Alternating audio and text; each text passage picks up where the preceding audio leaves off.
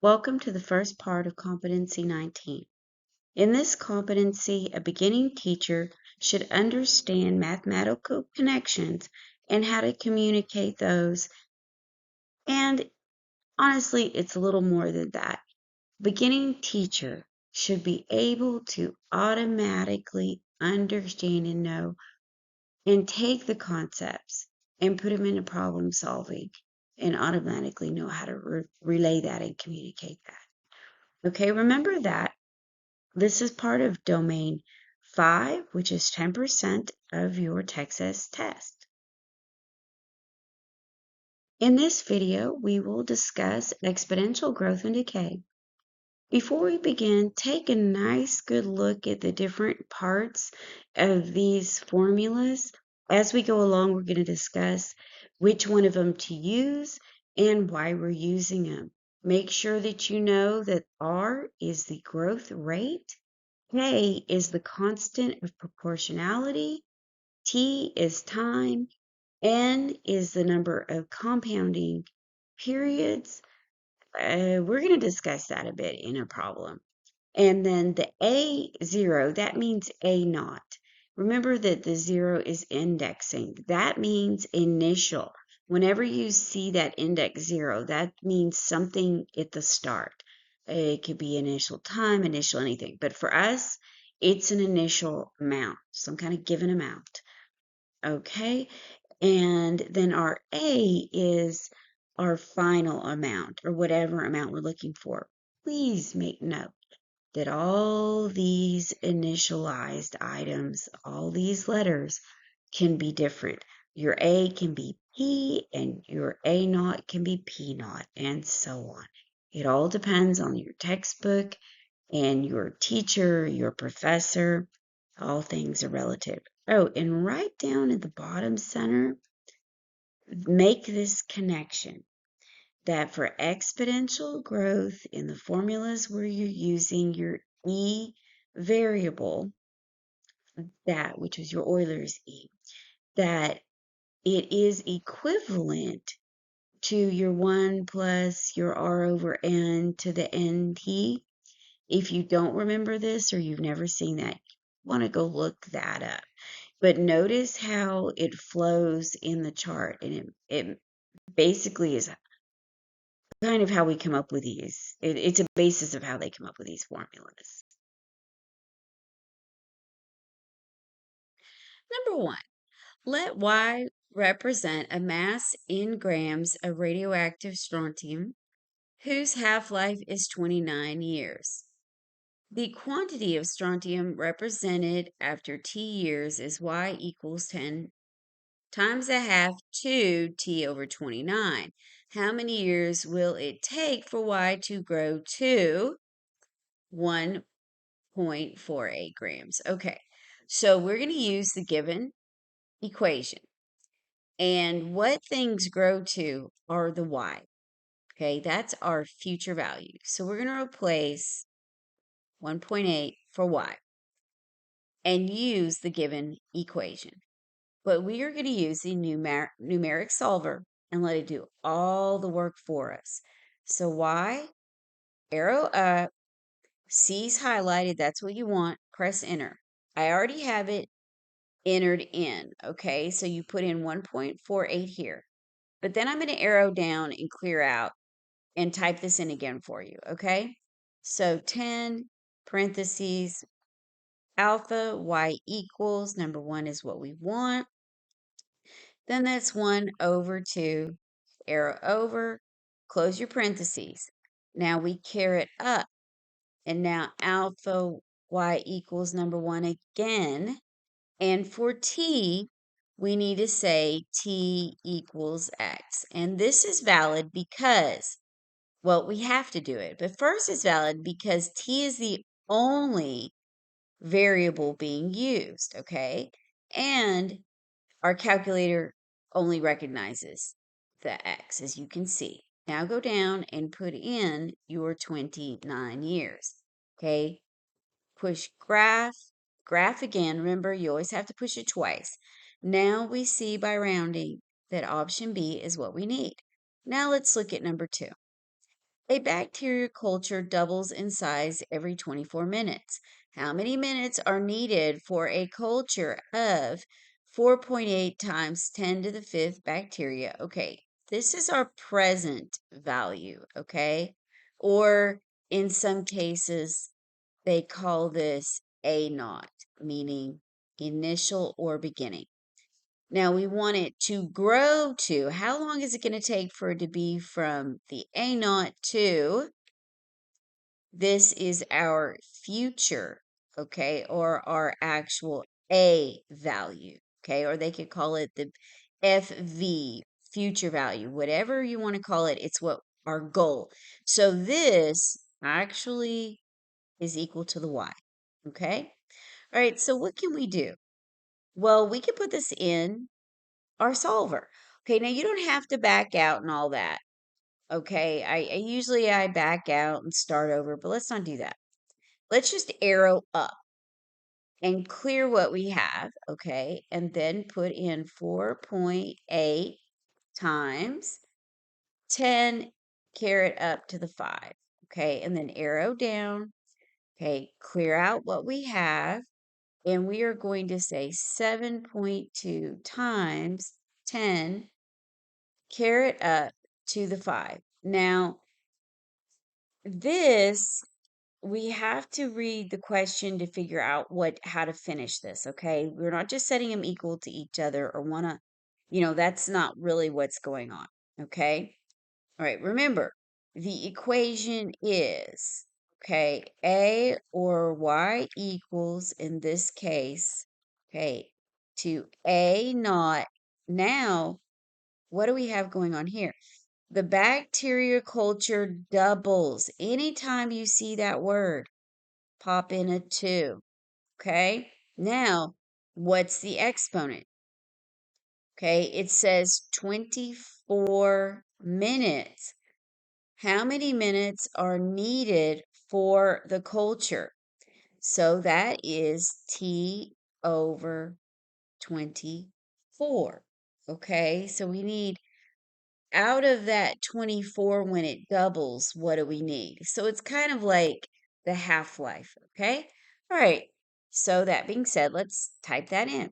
So parentheses 2, close parentheses, carry it up, alpha y equals, enter, and then instead of t, we have x again, and then you go down to 24. Press OK. Notice you have to press OK, or it's not actually not OK. It says solve. We have not solved yet. So push graph again. Now we have, and it is saying minus 14. Think this out. What does that really mean? Okay. Well, that means that we need 14 point, let's see what we have, 14.4. Okay, let's read. It says the bacteria culture doubles. How many minutes are needed for the culture? Okay, this is because our answer is in the, oh, how do I want to put this? Our answer is in scientific notation. So let's arrow up and try this differently, okay, and see what happens. Let's go up and let's get rid of the scientific notation. Delete, delete, delete. Go over and delete to the 5th.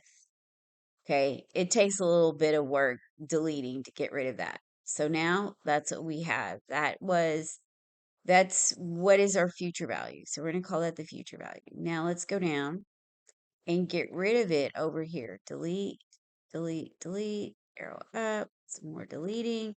Okay, now we have pretty basic, the basis of it. We don't have that scientific notation. So go okay, and then again.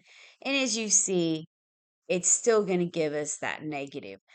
But this happens when you're doing a future present value kind of thing. If you notice when we did the financial section, that did happen. One of them ended up being negative. That doesn't mean that you're wrong. So D is the option, but I gave you 2 different ways to see it and enter it to speed up things. Okay. All right. So let's look at number 3. David owns a chain of fast food restaurants that operated 200 stores in 2019. If the rate of increase is 8% annually, how many stores should the restaurant operate in 2017? Okay, so how do we need to think about this? Well, they want to know what the future value is, okay? And then we have a beginning value, which would be our A naught of 200 stores. Now, what is our rate? Okay. Well, they give us a rate of 8%. Okay. Now, this isn't money. So there isn't a compounding. Okay. So what we have is a simple situation. Okay. So we need 1 plus 0.08 for the 8%. And then we subtract 2019 from 2007. Okay. And I do believe that's 8. But let me show you what to do. We could actually put this in the numeric solver. So arrow up, and here we clear out, and that's where we put our X. Okay. We want the calculator to do it all for us. Now we go down and clear everything out. And we know we start with 200, and in parentheses, we want 1 plus 0.08 for our 8%. Close our parentheses. Now, pair it up. Here's where you can just take the years that are given, just subtract it. Subtract them so you're not doing extra steps and you're not having to try to do it in your head. Okay, so 2027, sorry, took me a second to look, and then subtract the 2019. Okay, now let's push OK and then solve. And there we go. That's a valid answer. We would have 370 stores. Of course, you round. Why do we round to the nearest whole? We know for a fact we have to, because we don't have half a store.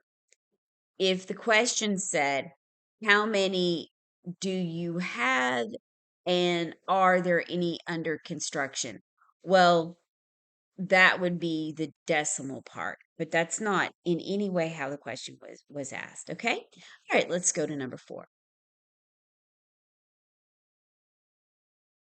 Your family bought a house 10 years ago. Since that time, the value of real estate in your neighborhood has declined 3% per year. If your family initially paid $179,000 for the house, which equation would be used to find the value of the house? Okay. This is a matter of you knowing the setup for the equation. Initial value is in this position where the A naught is. So you would have A is future value equals A naught times the rate to T time. Okay, that does not look like an A. All right, so that's what you're going to have to know. So now let's go over to our options. Obviously, A is incorrect because this is our A naught. So mark out A and D. Okay, now C, B, and C look correct, except they have one difference, the rate. Now, you have a decreased rate, okay? That means it's less.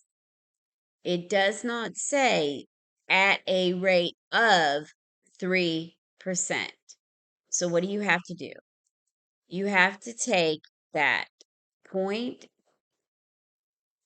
0.1 or 0.100 minus the 3%, which is 0.03. And that, oh, sorry about that. Let me just do it this way. 100 minus the 3 gives you 97.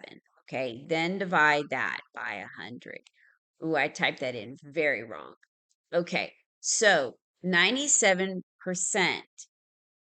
is what shows a decrease. Be careful with this kind of a problem. Okay.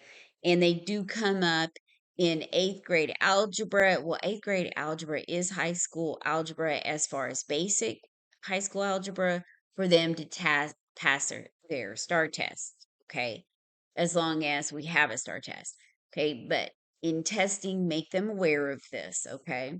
And you may or may not have this on your certification test. I'm going to be honest. I don't remember seeing it on mine, but I could be wrong. Okay. All right. So now that tells us exactly which one to pick. Let's get rid of this right here.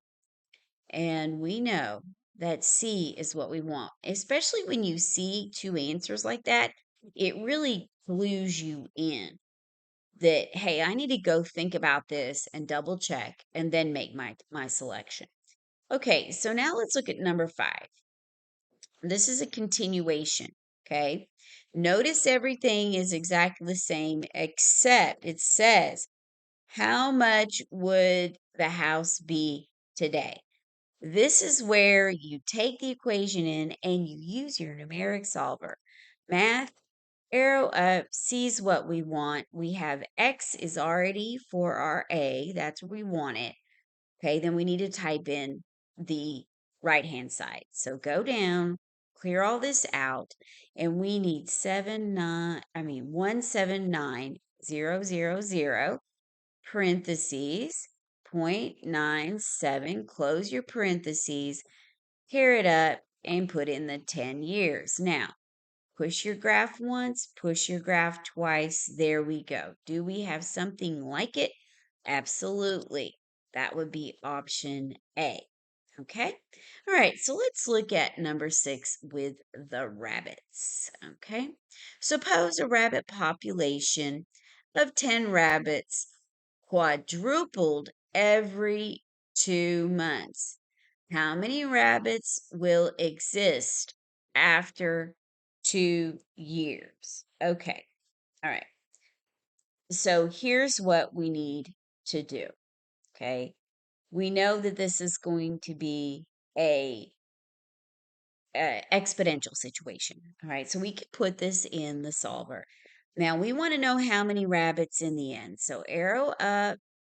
That's where our X goes, okay? That's future value. So that's okay. So go down to your second box. It says E2. That means second part of equation. So that would be our right-hand side. So let's clear this out, okay? And what do we need? Well, we start, our A naught is our 10 rabbits, okay?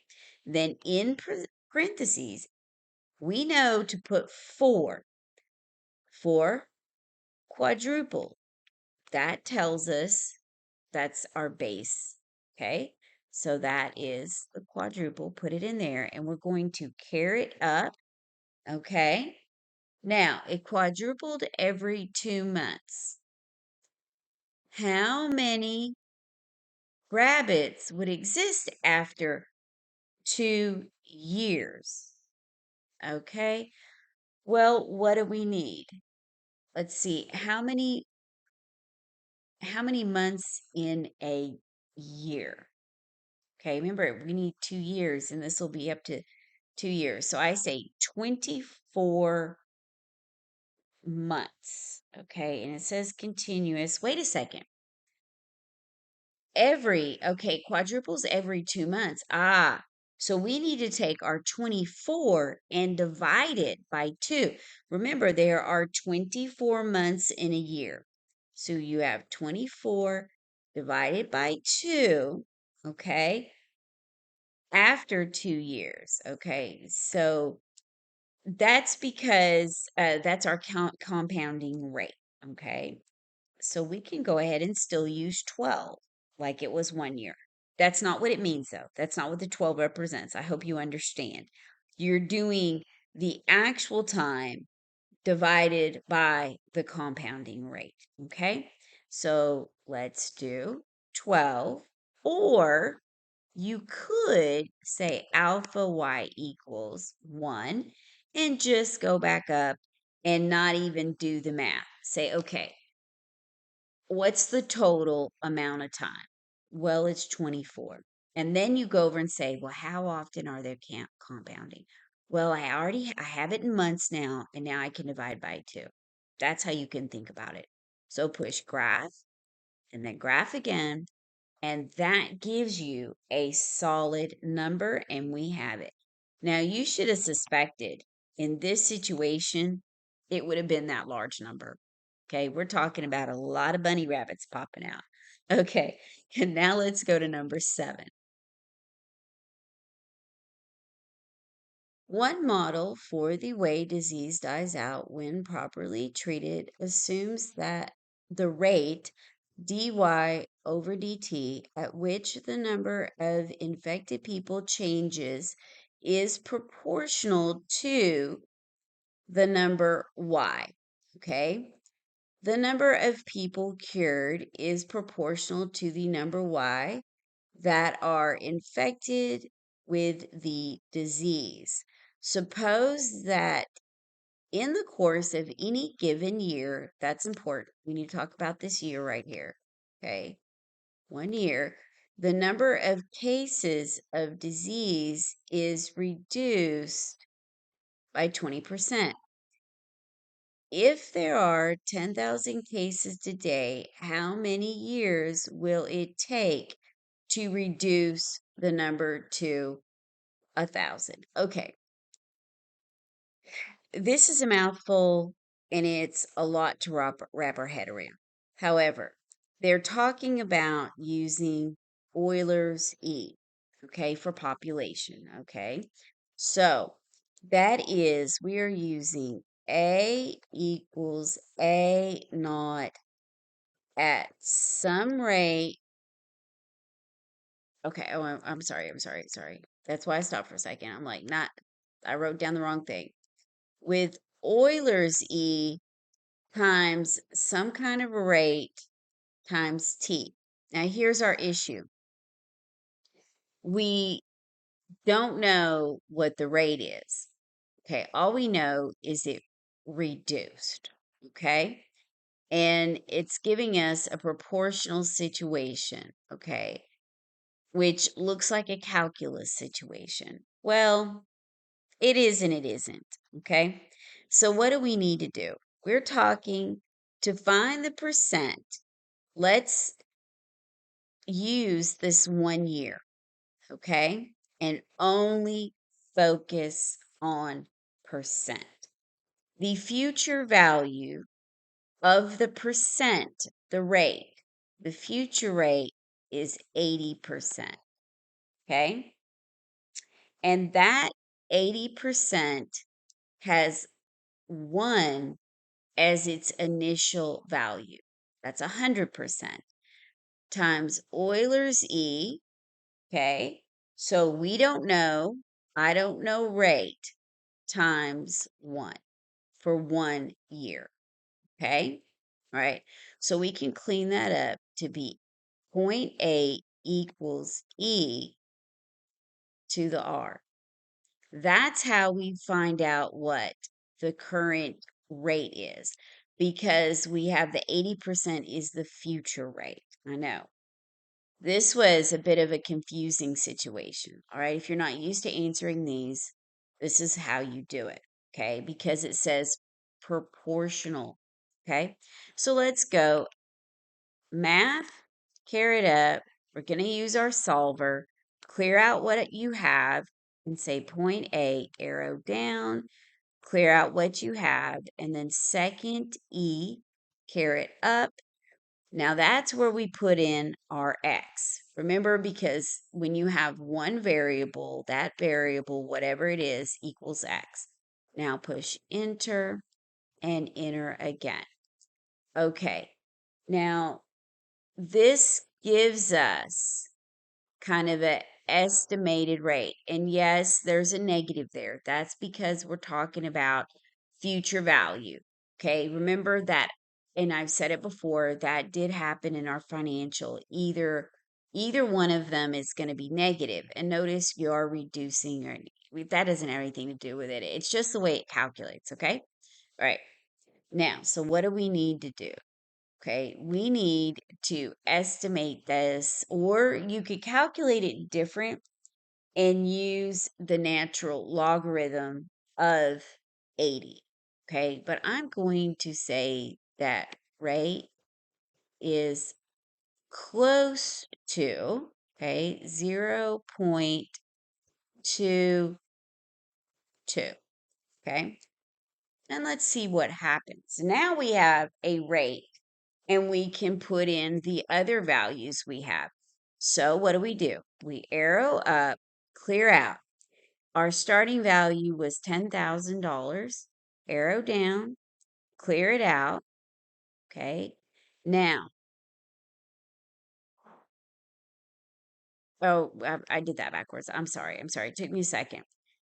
Our future value was the $1,000. Our current rate, or our initial, was the 10,000.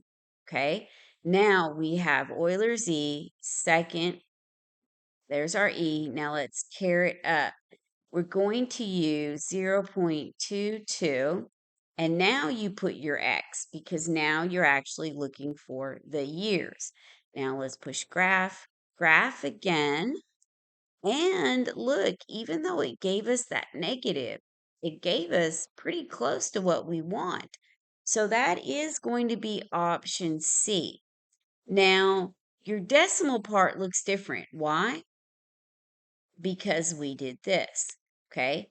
Now, there is another way to do this by hand. Now, let me show you that really quick. Okay. Let's go down here and let me show you what we could do to get a more precise answer. Okay. All right. I just showed you another way to do it, because when you're taking a test, you might be running out of time and you're a little off. You're like, okay, I got to hurry up and get done with this thing. I did that. But I was okay in the end. Thank goodness. Okay, so let me show you what we can do here. We can take the point 0.8 equals e to the r. Okay, how do we get rid of the Euler's E? Well, we use a natural logarithm. So we're going to say ln of 0.8 equals r times ln E. Well, ln E equals 1. So what does r really equal? The natural logarithm of the 80%. So if you ever see this again, you know what to do. These are pretty common problems. Okay, so let's change it then. Let's go back up and put in, instead of our estimate, let's put in our natural logarithm.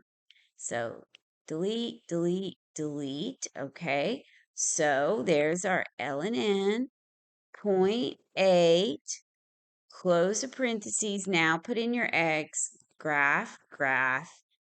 There we go. Now it's very close and we don't have that minus, okay? All right, but you must admit, that's a lot less calculations than if we had done the whole thing. Thank you, numeric solver. Okay, this is the last question in this video. And again, thank you guys so much for watching and liking and sharing our videos. It's really been helpful. It's greatly appreciated. And congratulations to all of you that have passed your test. You guys are the very best. I hope you get a job ASAP. Remember, once you're certified and you pass this test, don't forget to go online and uh file your application, pay your fee, do all those things so you actually get it added to your list of certifications. Okay? All right, guys. Thanks for watching. Happy testing, everyone.